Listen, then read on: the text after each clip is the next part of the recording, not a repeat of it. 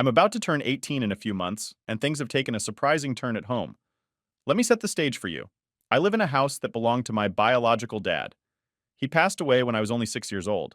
Now, my dad and my mom weren't married, but when he died, he left the house to me. So my mom and I have been living here ever since. A couple of years after my dad passed, my mom started dating again, and that's when my stepdad came into the picture. They got married, and he moved in with us. It seemed like everything was going okay until recently. You see, for the longest time, my stepdad was under the impression that the house belonged to my mom. No biggie, right? Except this misunderstanding led to a pretty awkward conversation just the other day. As my 18th birthday approaches, my stepdad sat me down for a serious talk. He casually mentioned that once I'm 18, I should start paying rent if I wanted to continue living here. It was a bit of a shock. I mean, paying rent in my own house? That sounded weird. So I corrected him, explaining that the house actually belongs to me, as it was left to me by my dad. He literally laughed. He thought I was joking. I couldn't believe he didn't know. So I had to clear things up. I talked to my mom about it, and she confirmed she had never actually told him that the house was mine. When he finally realized I was serious, the atmosphere changed. He was clearly embarrassed, but tried to justify his initial request by saying he thought my mom owned the house.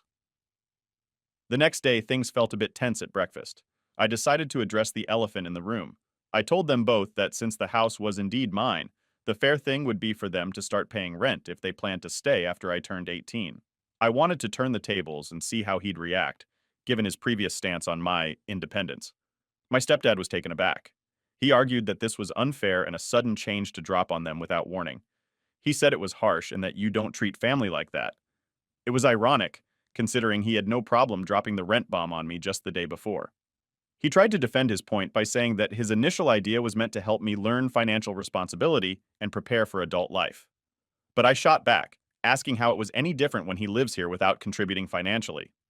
What does that teach him? I asked. The argument got pretty heated.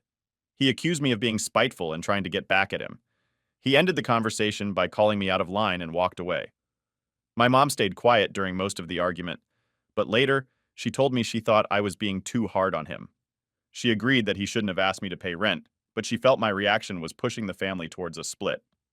Despite the blow-up, life went on as usual, but with an unspoken tension in the air. Over the next few weeks, we all kind of danced around the topic. I spent a lot of time thinking about family dynamics and the concept of home. It wasn't just about rent. It was about respect and understanding, about acknowledging each other's positions and feelings. I decided to have another conversation with my stepdad. This time, I approached it differently. I explained that I wasn't trying to kick them out or act spiteful. I wanted us to act like a family that supports each other, not one that takes advantage. I suggested maybe we could work out a system where they help with some bills or maintenance costs instead of traditional rent. It would be a way for all of us to contribute to our home and help maintain it. This conversation went a bit better. My stepdad seemed to understand where I was coming from, and we agreed to sit down with my mom and discuss a fair solution.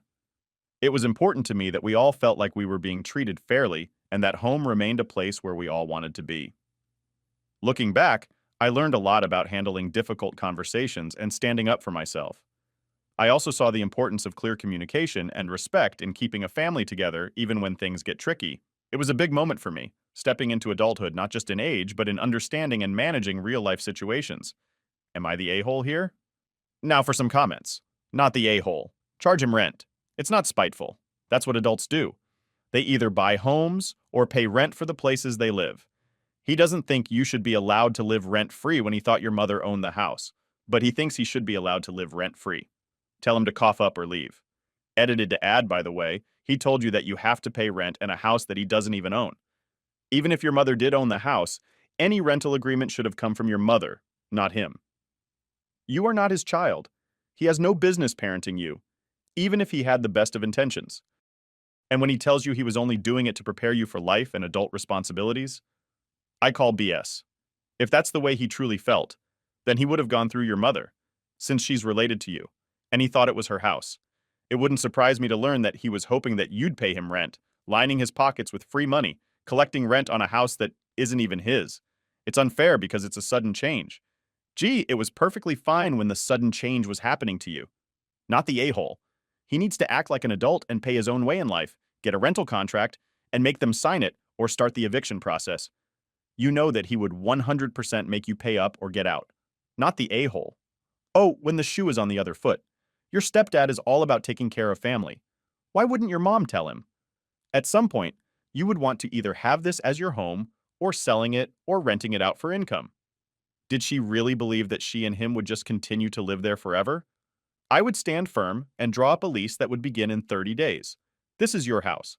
And honestly, I don't believe that your mom had any intention of ever letting this be your home, now that he knows it's yours. He sounds like he would try to push you around. He didn't even tell your mom he was asking you for rent. Story 2. A few years ago, my family faced one of the toughest times we could imagine, as we lost our father to cancer. Before he married our mom, Dad had a life filled with incredible adventures. He was part of the crew for some famous rock bands known for their big hair and loud music. During his early 20s, he lived life on the road, traveling from city to city with these bands, and he had his share of wild experiences. Dad often told us stories from those days, filled with concerts, late-night parties, and endless travels.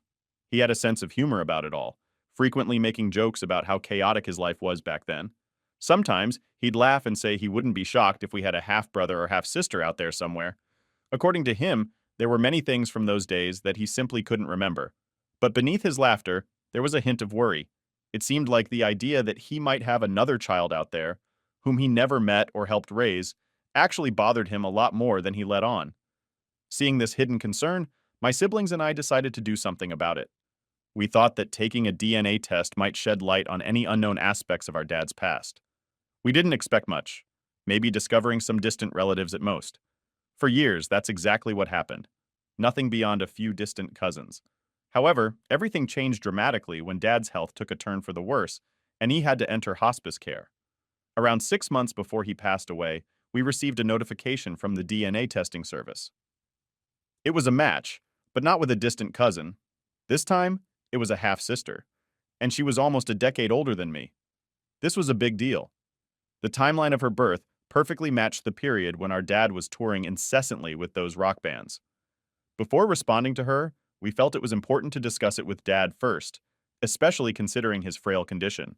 He was extremely weak and sick, but when we mentioned that we might have found his other daughter, the news hit him hard. He broke down crying, something we hadn't seen him do very often. Through his tears, he told us that this was exactly what he had always feared the most, having a child out there that he hadn't been there for, that he hadn't supported. He expressed a strong desire to talk to her as soon as he could.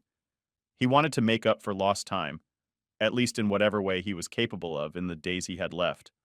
When we connected with our newly discovered half-sister, things quickly took a turn for the worse. After sharing our dad's number and explaining his serious health condition, as well as the fact that he was unaware of her existence until recently, her response was far from understanding.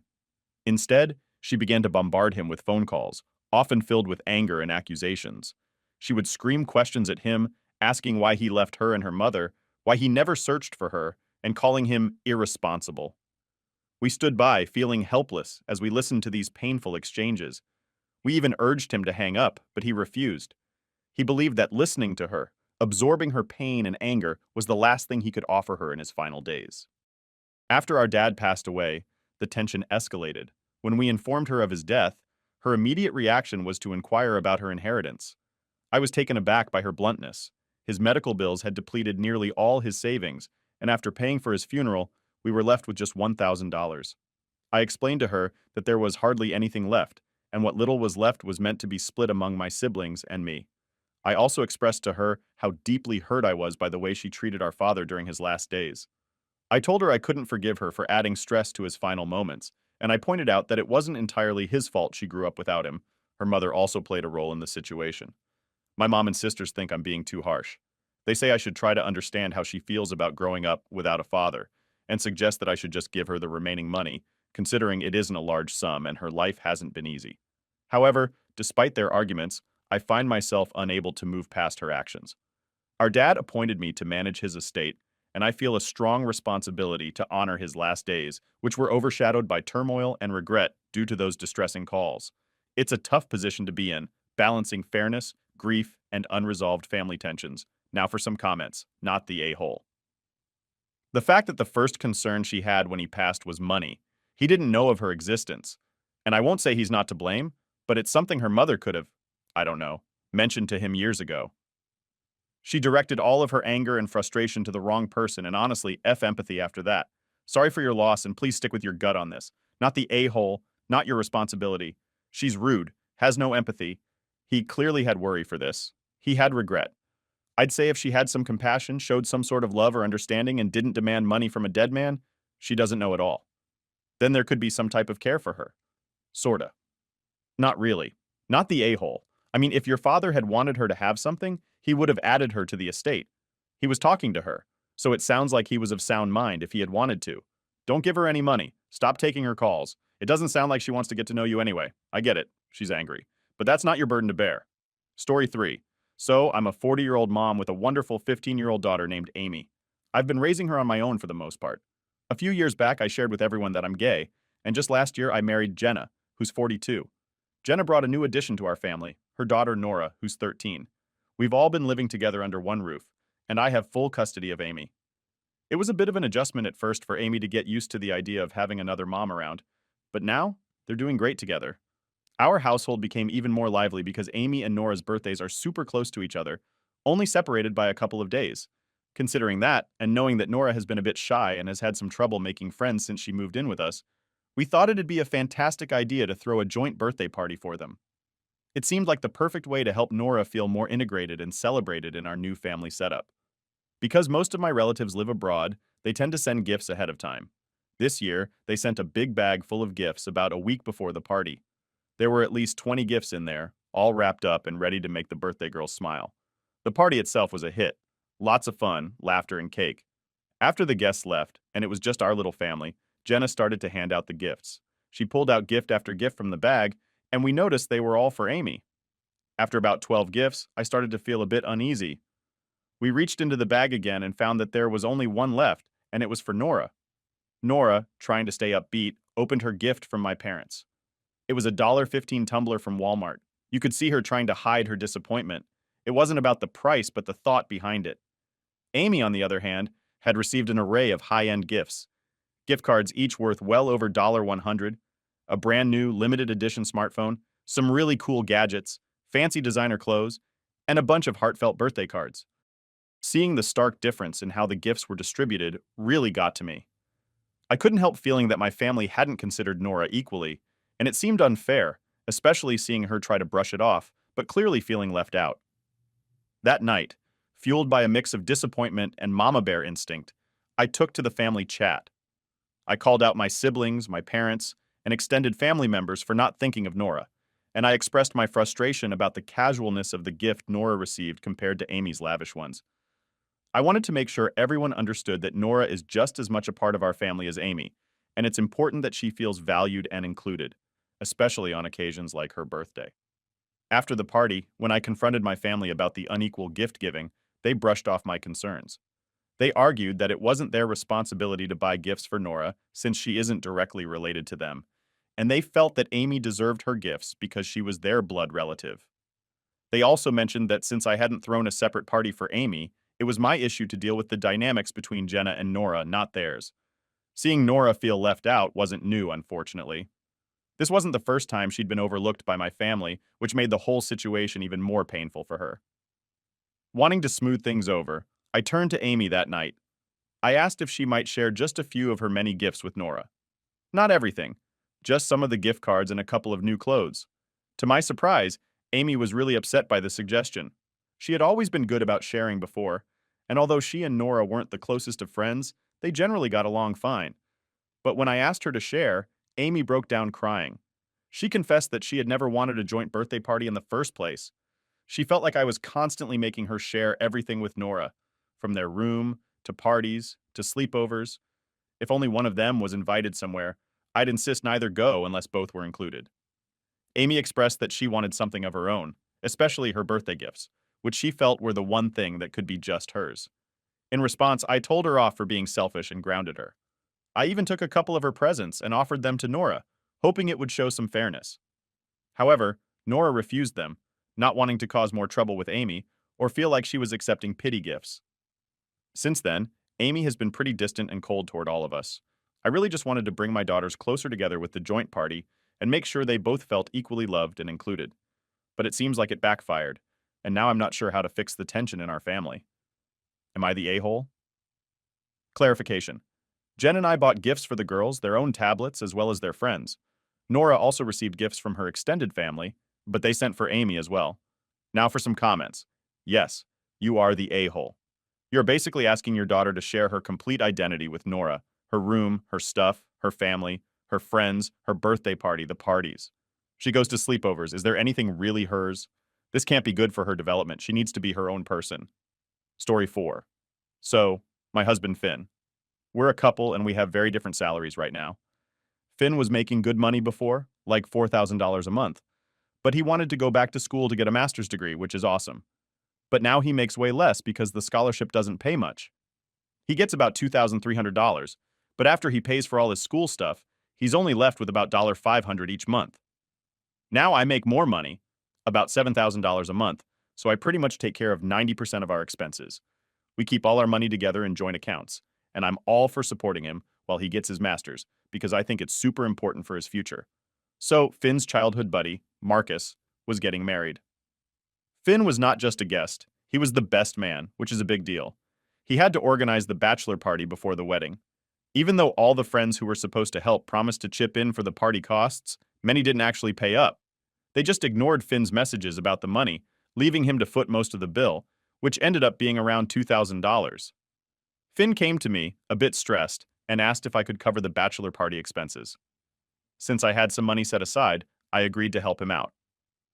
I also gave him $500 in cash to keep on hand for any emergency situations, just a little extra backup.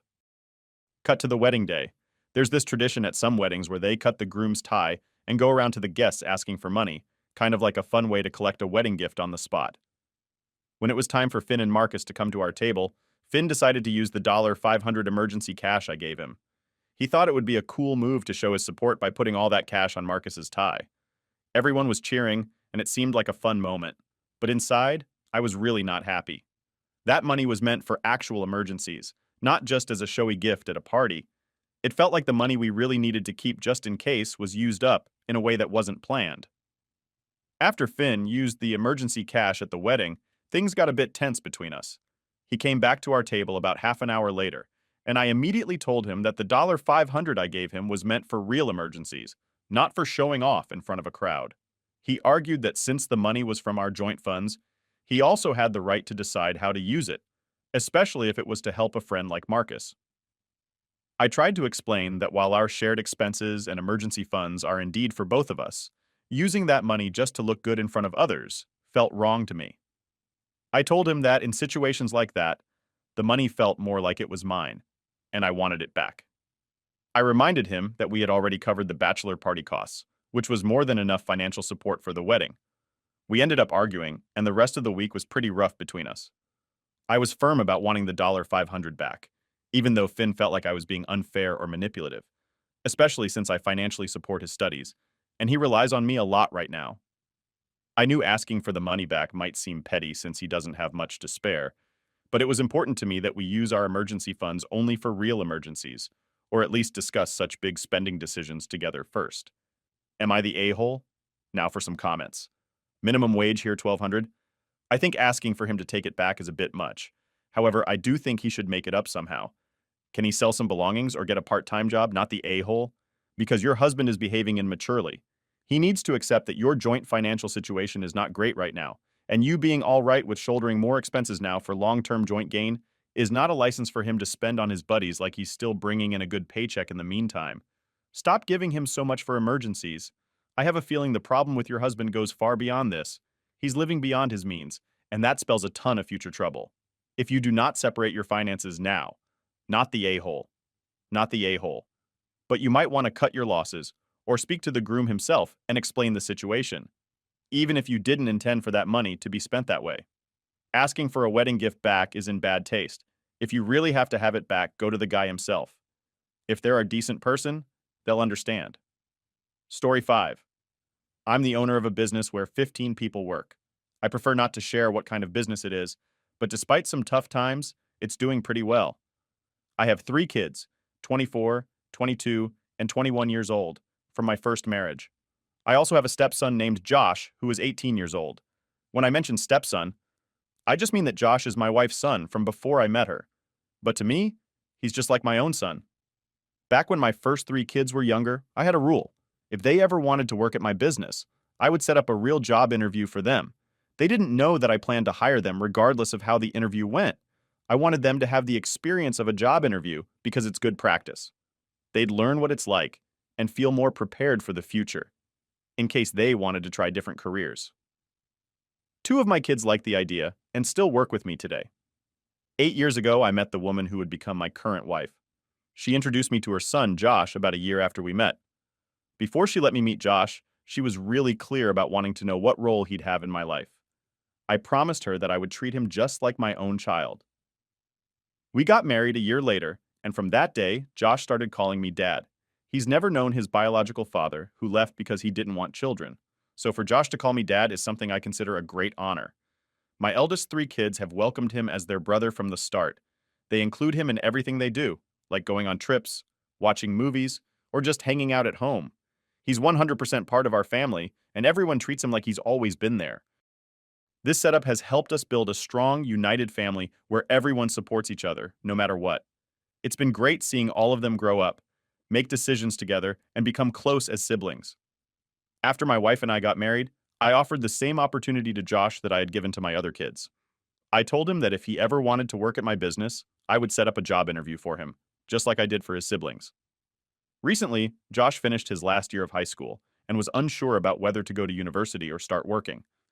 After thinking it over during the summer holidays, which just started, he decided that university wasn't the right path for him right now, and that he'd rather get a job. So he came to me and asked if I could arrange a job interview for him at my company. I happily agreed. What I haven't told him yet is that he's going to get the job no matter how the interview goes. I think it's important for him to go through the process of an interview to gain some experience and confidence. However, when I discussed this plan with my wife, she was really upset. She felt that by making Josh go through an interview, I wasn't treating him the same way as my biological kids, even though this was exactly what I had done for them. I explained to her that Josh already has the job, but I believed that having an interview experience would be beneficial for him, just as it was for his siblings.